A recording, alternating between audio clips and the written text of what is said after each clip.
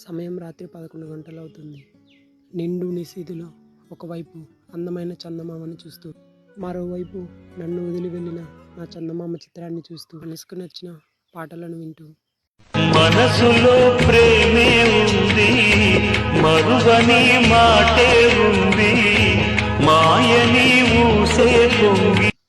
అదేంటో ఇలాంటి పాటలను వింటుంటే మనసు గడుస్తున్న ఈ క్షణాన్ని మరిచి ఎన్నో సంవత్సరాల క్రితం గడిచిపోయిన తనతో గడిపిన క్షణాలను గుర్తు చేస్తుంది.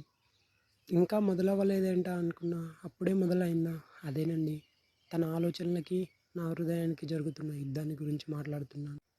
ఏదేమైనా కానీ బయటకి శబ్దం రాకుండా ఏడవడం మాత్రం చాలా కష్టమండి.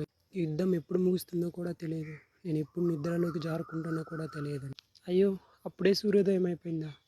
చెదిరిన హృదయంతో, చెరగని చిరునవ్వుతో ఈరోజు మొత్తం నటించాలి.